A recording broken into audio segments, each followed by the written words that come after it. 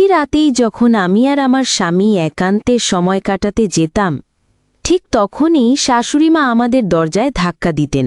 এরপর তিনি প্রায় জোর করে ঘরের ভেতর প্রবেশ করে আমাদের দুজনের মাঝে এসে শুয়ে পড়তেন। প্রত্যেক রাতে আমার শাশুড়ি আমাদের সাথে এই একই আচরণ করতেন। আমি বুঝতে পারতাম না তিনি কেন এমনটা করছেন, কিন্তু বিয়ের ৩ মাস পর যখন আমি আমার শাশুড়ি আর স্বামীর আসল রূপটা জানতে পারলাম, তখন আমার পায়ের নিচের মাটি যেন সরে গেল। আপনারাও হয়তো শুনে অবাক হবেন যে আমার শাশুড়ি কেন চাইতেন না আমি আর আমার স্বামী কাছাকাছি আসি।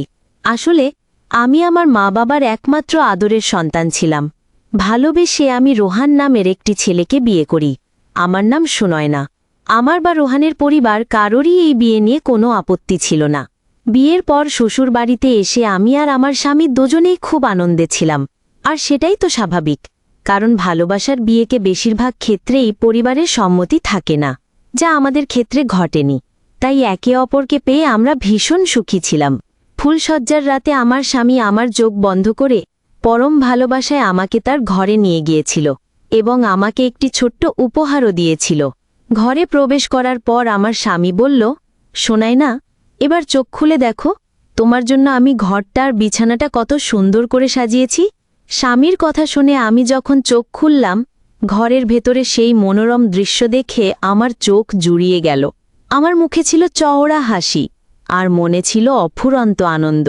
আমার স্বামী গোলাপ ফুল দিয়ে বিছানাটা খুব চমৎকারভাবে সাজিয়েছিল। এরপর ঘরে আমরা দুজন যখন একে অপরের সঙ্গে নিবিড় মুহূর্ত কাটাতে শুরু করি, ঠিক সেই মুহূর্তে আমার শাশুড়ি আমাদের ঘরে ঢুকে পড়লেন। তিনি আমার স্বামীকে বললেন, রোহান, তোমার সাথে আমার কিছু কথা আছে, তুমি একটু বাইরে এসো তো। আমার স্বামী তার মায়ের কথা মতো ঘর থেকে বেরিয়ে গেল। যাওয়ার সময় সে আমার কানে কানে ফিসফিস করে বলে গেল, শুনয় না, ঘুমিয়ে পড়ো না, আমার জন্য অপেক্ষা করবে, আমি এখনই আসছি। সম্ভবত মায়ের ওষুধ শেষ হয়ে গেছে, যার জন্য হয়তো আমাকে এখন বাইরে যেতে হবে। আমি ভেবেছিলাম হয়তো শাশুড়ির কোনো জরুরি দরকার আছে, যে কারণে ফুলসজ্জার রাতেও তিনি নিজের ছেলেকে ডেকে পাঠিয়েছেন। স্বামীর চলে যাওয়ার পর আমি ভাবলাম, বিয়ের এই ভারী পোশাকটা বদলে একটা হালকা পোশাক পরে নিই। আমি যখন বিয়ের ভারী পোশাকটা ছেড়ে একটা হালকা ও পাতলা পোশাক পরে ঘরে বসেছিলাম, তখন হঠাৎ মনে হলো ঘরের বাইরে আমার শাশুড়িমা যেন কারোর সাথে চিৎকার করে রেগে রেগে কথা বলছেন। আমি তখন সাবধানে ঘরের দরজাটা সামান্য ফাঁক করে বাইরের কথা শোনার চেষ্টা করলাম। যা শুনলাম তাতে আমার পায়ের তলার মাটি সরে গেল। আমার শাশুড়ি ফোনে কাউকে বলছিলেন যে আমার সাথে তার ছেলের বিয়ে দিয়ে তিনি জীবনে অনেক বড় এক ভুল করে ফেলেছেন। শুধু তাই নয়, তিনি রাগে চিৎকার করে বলছিলেন, আমার ছেলের বিয়ে এই মেয়ের সঙ্গে দিয়ে এত বড় এক ভুল করেছি যে বলার মতো না। একে তো এই বিয়েতে আমার এতগুলো টাকা খরচ হলো, তার উপর এই মেয়ে তো একটা সামান্য জিনিসও নিজের সাথে করে আনেনি। ভেবেছিলাম বাবার একমাত্র মেয়ে, তাই বিয়ের দিনে অনেক কিছুই নিয়ে আসবে, কিন্তু এ তো শুধু খালি হাতেই আমাদের বাড়িতে এসে উঠেছে। এই কথাগুলো বলতে বলতেই আমার শাশুড়ি হঠাৎ করে সজোরে আমার ঘরের দরজাটা এমনভাবে খুললেন যে দরজার আঘাতে আমার কপালে বেশ জোরে চোট লাগল, কারণ আমি দরজার পাশেই দাঁড়িয়ে লুকিয়ে তার সব কথা শুনছিলাম। তিনি ঘরে ঢুকেই আমাকে আঙুল তুলে বললেন, তুমি দাঁড়িয়ে দাঁড়িয়ে আমার কথা শুনছিলে? তোমার সাহস তো কম নয়। শোনো বৌমা, একটা কথা মাথায় গেঁথে নাও, যতদিন পর্যন্ত তুমি তোমার বাবার বাড়ি থেকে ৩০ লক্ষ টাকা আনতে না পারবে, ততদিন আমার ছেলের ঘর করার অধিকার তোমার নেই। এমনকি আমি তোমাকে কোনো দিনও সম্মান দেব না। শাশুড়ির এই কথাগুলো শোনার পর ভয়ে আমার শরীর দিয়ে ঘাম ঝরতে শুরু করল। আতঙ্কে আমার চোখ মুখ লাল হয়ে গিয়েছিল। আমি কিছুই বুঝে উঠতে পারছিলাম না যে আমার কি করা উচিত। শ্বশুরবাড়িতে আসার প্রথম দিনই যদি কোনো মেয়ে তার শাশুড়ির কাছ থেকে এমন ব্যবহার পায়, তাহলে তার মানসিক অবস্থা কতটা খারাপ হতে পারে তা আপনারা নিশ্চয়ই অনুমান করতে পারছেন। শাশুড়িমা চলে যাওয়ার পর আমার অবস্থা কেঁদে কেঁদে শোচনীয় হয়ে পড়েছিল। ওদিকে আমার স্বামী বাইরে গিয়ে ২-৩ ঘন্টা পার হয়ে গেলেও সে তখনও বাড়ি ফেরেনি। ভেবেছিলাম ও বাড়ি ফেরলেই ওর সাথে এই বিষয়ে আলোচনা করব, কারণ আমি বাবা মায়ের একমাত্র মেয়ে হলেও তাদের এতটা সামর্থ্য ছিল না যে তারা আমাকে ৩০ লক্ষ টাকা দিয়ে বিয়ে দেবে। ফুলসজ্জার রাতেই আমার সাথে এমন অবিচার হবে তা আমি স্বপ্নেও কল্পনা করতে পারিনি। সেদিন রাতটা আমার কাঁদতে কাঁদতেই কেটে গেল। সকালে সূর্যের আলো যখন আমার চোখে এসে পড়ল, তখন জানালার দিকে তাকিয়ে দেখি আমার স্বামী গাড়ির ভেতরে ঘুমিয়ে আছে। আমি দ্রুত ঘরের দরজা খুলে তার কাছে ছুটে গেলাম। সেও গাড়ির দরজা খুলে বাইরে বেরিয়ে এলো। বাইরে এসে আমার স্বামী বলল, শোনয় না, আমি সারারাত কতবার দরজায় ধাক্কা দিয়েছি, কিন্তু তোমরা কেউ দরজা খোলনি কেন? শেষে বাধ্য হয়েই আমাকে গাড়ির ভেতরে ঘুমোতে হয়েছে।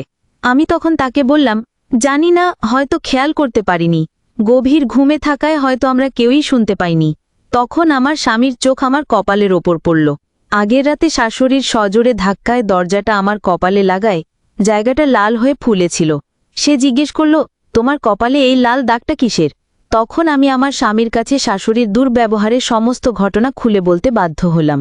এত বড় একটা বিষয়ে আমি তার থেকে লুকিয়ে রাখতে পারিনি, কারণ শাশুড়ি আমার কাছে ৩০ লক্ষ টাকা দাবি করেছিলেন, আর এত বড় কথা কোনোভাবেই স্বামীর থেকে গোপন করা সম্ভব ছিল না। আমার কাছ থেকে সব সত্যিটা জানার পর আমার স্বামী আমাকে অনেক ভালোবেসে আদর করে বলেছিল, শোনায় না, তুমি একদম ভেবো না, আমি সব সামলে নেব। মা যত টাকার দাবি করেছে আমি নিজেই সেই টাকা মাকে। আর এই কথাটা শুধু তোমার আর আমার মধ্যেই থাকবে। আমি দিনরাত পরিশ্রম করে টাকা জমিয়ে মায়ের হাতে তুলে দেব, তাই তুমি এটা নিয়ে কোনো দুশ্চিন্তা করো না। আসলে আমার মা তো আমি ছাড়া একা, তাই আমি মাকেও কষ্ট দিতে পারবো না, আবার তোমাকেও কোনো কষ্টে ফেলতে চাই না, বা তোমাকে ছেড়েও থাকতে পারবো না। তাই আমাদের কাছে একটাই পথ খোলা আছে, সেটা হলো আমি নিজে ৩০ লক্ষ টাকা উপার্জন করে তোমার বাবার হাতে দিয়ে দেব, এবং তোমার বাবা সেই টাকাটা আমার মাকে দেবেন। তাহলেই সব সমস্যা সমাধান হয়ে যাবে। মা আর তোমার ওপর রাগারাগি করবেন না। স্বামীর মুখে এত সুন্দর কথা শুনে আমি আনন্দে তাকে জড়িয়ে ধরেছিলাম এবং তার বুকে মাথা রেখে অনেকক্ষণ কেঁদেছিলাম। আমি স্বপ্নেও ভাবিনি যে আমার স্বামী আমাকে এতটা ভালোবাসবে, যে সে আমার কষ্টকে নিজের কষ্ট মনে করে তার সমাধানের চেষ্টা করবে। কিন্তু সত্যিই কি আমার স্বামী আমাকে এতটা ভালোবাসত? সে কি বাকি একজন এত ভালো মানুষ ছিল, নাকি তার মনের মধ্যেও তার মায়ের মতোই অনেক জটিলতা ছিল? এটা আপনারা গল্পের আগে জানতে পারবেন, তখন আপনারাও হয়তো ভীষণ অবাক হবেন। সেদিন বিকেলে, অর্থাৎ বিয়ের ঠিক পরের দিন, আমার শাশুড়ি আমাদের ঘরে এসে আমাকে আর আমার স্বামীকে বললেন, তোমরা দুজনেই বাইরে এসো, পণ্ডিত মশাই এসেছেন। শোনায়ও না, তুমি দ্রুত তৈরি হয়ে বাইরে এসো, পণ্ডিত মশাই তোমার ভাগ্য গণনা করবেন। শাশুড়ির কথা মতো আমি আর আমার স্বামী ঘর থেকে বেরিয়ে বারান্দার সোফায় গিয়ে বসলাম। পণ্ডিত মশাই আমার হাত দেখার পর আমার শাশুড়ির দিকে তাকিয়ে বললেন, 10 দিন পর্যন্ত আমি আর আমার স্বামী যদি একে অপরের কাছাকাছি আসি, তাহলে আমার স্বামীর মৃত্যুর যোগ রয়েছে। তাই আমাদের নাকি একটি যজ্ঞর আয়োজন করতে হবে, এবং 10 দিন পর্যন্ত আমাকে আর আমার স্বামীকে আলাদা ঘরে ঘুমাতে হবে। এই কথা শুনে আমার শাশুড়ি কাঁদতে কাঁদতে বললেন, পণ্ডিত মশাই, আর কোনো উপায় নেই? তখন পণ্ডিত মশাই স্পষ্ট না জানিয়ে দিলেন। পণ্ডিত মশাইয়ের কথা শুনে আমিও বেশ অবাক হয়েছিলাম। এরপর আমার স্বামী পণ্ডিত মশাইয়ের কথা শুনে সোফা থেকে উঠে দাঁড়িয়ে রেগে গিয়ে বলল, পণ্ডিত মশাই, আমরা এইসব কুসংস্কার মানি না, তাই আমি কোনোভাবেই আমার স্ত্রীকে ছেড়ে থাকব না। আমার স্বামীর কথা শুনে শাশুড়ি ভীষণ উত্তেজিত হয়ে আমার কাছে এসে আমার হাত ধরে বললেন, শোনায় না, উনি আমাদের পারিবারিক পণ্ডিত, এত বছর ধরে আমরা ওনার সব কথা মেনে এসেছি। তুমি কি আমার ছেলের ভালোর জন্য এইটুকু করতে পারবে না? মাত্র তো 10টা দিনের ব্যাপার।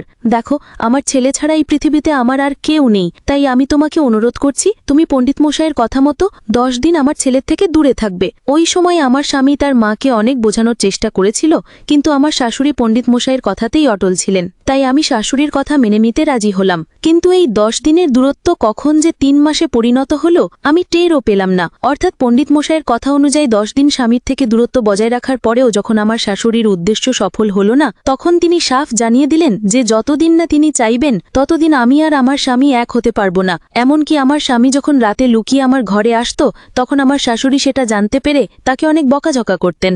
আমি আর আমার স্বামী যখন শাশুড়ির সাথে বসে কথা বলেছিলাম যে তিনি কেন আমাদের মাঝে এই দূরত্ব তৈরি করতে চাইছেন, তখনও তিনি একটাই উত্তর দিয়েছিলেন, 30 লক্ষ টাকা যৌতুক না দিলে আমাকে এভাবেই শ্বশুরবাড়িতে সারা জীবন কাটাতে হবে। এটা কোনো মেয়ের পক্ষেই মেনে নেওয়া সম্ভব নয় যে সুস্থ সবল স্বামী থাকা সত্ত্বেও তার আদর ও ভালোবাসা ছাড়া সংসারে টিকে থাকা। বিয়ের পর আমার জীবনে সুখ, শান্তি বা আনন্দ বলে কিছুই অবশিষ্ট ছিল না। বিয়ের পরে শাশুড়ি আমাকে এতটাই মানসিক নির্যাতন করেছিলেন যে আমি ভিতর থেকে পুরোপুরি ভেঙে পড়েছিলাম। এভাবে 3 মাস কেটে যাওয়ার পর আমার স্বামী একদিন রাতে মদ্যপান করে ঘরে ফেরে এবং কাঁদতে কাঁদতে আমার পা ধরে বলে, শোনাও না, আমার জন্য তোমার জীবনটা বরবাদ হয়ে গেল, কারণ আমি তোমাকে স্বামীর ভালোবাসা আজও দিতে পারিনি, আর নাই আমি 30 লক্ষ টাকার ব্যবস্থা করতে পেরেছি। আমি হেরে গেছি, আমি আর পারছি না। আমার স্বামীর চোখের জল দেখে আমার বুকটা ফেটে যাচ্ছিল। আমিও নিজের আবেগ ধরে না দেখে তার কাঁধে মাথা রেখে অঝরে কাঁদতে লাগলাম। সারা রাত অনেক চিন্তাভাবনা করার পর আমি বাধ্য হয়ে আমার মায়ের সাথে দেখা করি এবং সেদিন তাকে সব কিছু খুলে বলি। বিয়ের দিন থেকে শুরু করে এখন পর্যন্ত আমার শাশুড়ি কিভাবে আমার উপর মানসিক অত্যাচার চালিয়েছেন এবং আমাকে আমার স্বামীর থেকে দূরে রেখেছেন। একজন নতুন বউয়ের জন্য এর চেয়ে বড় অত্যাচার আর কী হতে পারে। তাছাড়া উঠতে বসতে সবসময় তিনি আমাকে একটাই কথা বলে খোঁটা দিতেন, তোকে তো বাপের একমাত্র মেয়ে ভেবে এই বাড়িতে বউ করে এনেছিলাম, কিন্তু তোরা যে এত গরিব তা তো আমি জানতাম না। ছি, তোর সাথে বিয়ে দিয়ে তো আমার ছেলের জীবনটাই আমি শেষ করে দিলাম। এই সব কথাই আমি আমার মাকে বলেছিলাম। আমার সব কথা শোনার পর মা আমাকে অনেক ভালোবেসে আদর করে বললেন, সুনয়না, তোকে তো ছোট থেকে ভুলের মতো যত্ন করে মানুষ করেছি, তোর কোনো কষ্ট হতে দিইনি, আর শুধু তোর খুশির জন্যই তোর পছন্দের ছেলের সাথে বিয়ে দিয়েছিলাম। আর তুই এতদিন ধরে এত বড় একটা কথা আমাদের থেকে লুকিয়ে রেখেছিস। আমি তখন মাকে জড়িয়ে ধরে বললাম, মা, আমি খুব ভালো করে জানি আমার কষ্টের কথা শুনলে তোমাদের অনেক কষ্ট হবে, আর আমি এটাও জানি যে 30 লক্ষ টাকা দেওয়ার মতো সামর্থ্য আমাদের নেই, তাই আমি তোমাদের উপর কোনো চাপ সৃষ্টি করতে চাইনি। মা তখন আমাকে বললেন, আমার 1 বিঘে জমি আছে, সেটা বিক্রি করে যা টাকা আসবে আমি সেই টাকাটা তোর সংসারের সুখ শান্তির জন্য তোর শাশুড়ির হাতে দিয়ে আসব। ওই জমিটা বিক্রি করে হয়তো 30 লক্ষ টাকা হবে না, কিন্তু 10-15 লক্ষ টাকা তো হবেই। যা টাকা হবে সেটাই আমি তোর শাশুড়িকে দিয়ে আসব। মায়ের সঙ্গে কথা হওয়ার 15 দিনের মধ্যেই আমার বাবা মা আমার শ্বশুরবাড়িতে এসে শাশুড়ির হাতে নগদ 15 লক্ষ টাকা তুলে দিয়ে যান। টাকা পেয়ে আমার শাশুড়ি তো ভীষণ খুশি হলেন এবং ওই 15 লক্ষ টাকা পাওয়ার পরই তিনি আমার স্বামীকে আমার কাছে থাকার অনুমতি দিলেন। বিয়ের 3 মাস পর আমার আর আমার স্বামীর মধ্যে একটা ভালোবাসার সম্পর্ক গড়ে ওঠে। এভাবে আরও প্রায় 3 মাস কেটে গেল। আমি যখন অন্তঃসত্ত্বা হলাম তখন আমার শাশুড়ি আমার সাথে এমন দুর্ব্যবহার শুরু করলেন যা শুনলে আপনারাও আঁতকে উঠবেন। আসলে আমার শাশুড়ি 15 লক্ষ টাকা পাওয়ার পর যখন আমাকে আমার স্বামীর সঙ্গে থাকার অনুমতি দিয়েছিলেন, তার 2 মাস পরেই আমি গর্ভবতী হয়ে যাই। আর আমার গর্ভবতী হওয়ার খবর শুনেই শাশুড়ি আমার গায়ে হাত তুলতে শুরু করেন। যেদিন তিনি জানতে পারেন যে আমি গর্ভবতী, সেদিন তিনি আমার চুলের মুঠি ধরে বলেছিলেন, এক তো তোর পেট আমাদেরকেই ভরতে হয়, তার উপর আরেকজন এলে তার খরচ কে দেবে? তোর বাবার এত সাহস হলো কি করে আমার অনুমতি ছাড়া এই সন্তানকে গর্ভে নেওয়ার? এই সন্তানকে তোমার নষ্ট করে ফেলতে হবে, নয়তো তোমার বাবার বাড়ি থেকে বাকি 15 লক্ষ টাকা নিয়ে আসতে হবে। ওই সময় আমি শাশুড়ির হাতে পায়ে ধরে বলেছিলাম, মা, আপনি আমার সাথে এতটা খারাপ ব্যবহার কিভাবে করতে পারেন? আমার বাবার সামর্থ্য ছিল না, তবুও আমার বাবা মা তাদের ওই সামান্য জমিটুকু বিক্রি করে সব টাকা আপনার হাতে তুলে দিয়েছেন। এর বেশি তারা আর পারবেন না। আপনি আমাকে মেরে ফেললেও আমি আর বাবা মার কাছে টাকা চাইতে পারবো না। আর আমার গর্ভে যে সন্তান আছে সে তো আপনারই ছেলের অংশ, আপনারই রক্ত। আপনি কিভাবে এই সন্তানকে নষ্ট করার কথা বলতে পারেন? আমার শাশুড়ি তখন আমার গালে সজোরে এক থাপ্পড় মেরে বললেন, আমার সাথে পাকবাজি করে কোনো লাভ নেই, আর এসব বড় বড় কথা বলেও কোনো ফায়দা হবে না। শাশুড়ির এসব নোংরা কথা শোনার পর সেদিন আমি মনে মনে ঠিক করে নিয়েছিলাম, যাই হোক না কেন এবার আমাকে প্রতিবাদ করতেই হবে, কারণ আমি আমার ওপর হওয়া সব অত্যাচার সহ্য করতে পারবো, কিন্তু আমার সন্তানের ওপর সামান্যতম আঘাতও আমি সহ্য করব না। তাই সেদিন আমার স্বামী বাড়ি ফেরার পর আমি তার সাথে এই বিষয়ে কথা বললাম। আমি গর্ভবতী এটা শুনে আমার স্বামী ভীষণ খুশি হয়েছিল, কিন্তু এরপর আমার সাথে যা ঘটেছিল তা শুনলে আপনাদেরও পায়ের নিচের মাটি সরে যাবে। অনেক কষ্ট করে 10 মাস পার হওয়ার পর আমি আমার শাশুড়ির ইচ্ছার বিরুদ্ধে গিয়ে সন্তান জন্ম দিয়েছিলাম, কিন্তু আমার স্বামী হাসপাতাল থেকে আমাদের সন্তানকে আমার কাছ থেকে চুরি করে নিয়ে গিয়েছিল। যখন আমি আমার সন্তানকে তাদের কাছ থেকে ফিরিয়ে আনার জন্য প্রতিবাদ করলাম, তখন আমার স্বামী বলল সে নাকি বাকি 15 লক্ষ টাকা হাতে পাওয়ার পরেই আমার মেয়েকে আমার কাছে ফিরিয়ে দেবে। আপনারা এখন হয়তো ভাবছেন, আমার স্বামী তো আমাকে ভীষণ ভালোবাসত, তাহলে সে কেন আমার কাছ থেকে আমার মেয়েকে কেড়ে নিল? কেন সে নিজের সন্তানকেই অপহরণ করল? এর পেছনের কারণটা জানলে আপনাদেরও পায়ের তলার মাটি সরে যাবে। আসলে আমার গর্ভবতী হওয়ার পর একদিন রাতে যখন আমি বাথরুমে যাওয়ার জন্য ঘুম থেকে উঠি, তখন শাশুড়ির ঘর থেকে দুজনের কথা বলার আওয়াজ শুনতে পাই। ওই সময় আমি লক্ষ্য করলাম যে আমার স্বামী ঘরে নেই। তাহলে সে কি এত রাতে তার মায়ের ঘরে? আমার মনে তখন নানা প্রশ্ন ঘুরপাক খেতে থাকলো। এমন কি কথা থাকতে পারে যা তারা আমার ঘুমিয়ে পড়ার পর আমার থেকে লুকিয়ে আলোচনা করছে? তাই আমি আমার ঘরের দরজা খুলে পা টিপে টিপে শাশুড়ি ঘরের দিকে এগিয়ে গেলাম, এটা জানার জন্য যে আমার স্বামী কি সত্যিই এত রাতে তার মায়ের সাথে কথা বলছে। আমি যখন সাবধানে শাশুড়ির ঘরের দরজায় কান পেতে ভেতরের কথা শুনলাম, তখন আমার মাথায় যেন আকাশ ভেঙে পড়ল। আমার হাত পা থরথর করে কাঁপতে শুরু করলো। আমার স্বামী তার মাকে বলছিল, মা, এই মেয়েকে বিয়ে করে তো বিশাল বোকামি হয়ে গেছে, এত অত্যাচার করার পরও তো ও বাকি 15 লক্ষ টাকা ওর বাবার বাড়ি থেকে নিয়ে আসলো না? তুমি আমার জন্য অন্য সম্বন্ধ দেখতে শুরু করো, যারা অনেক টাকা যৌতুক দেবে। সেই বাড়ির কোনো মেয়ের সাথেই আমি দ্বিতীয় বিয়ে করব? এই কাঙ্গাল মেয়েটাকে বিয়ে করে আমি ঠকে গেছি।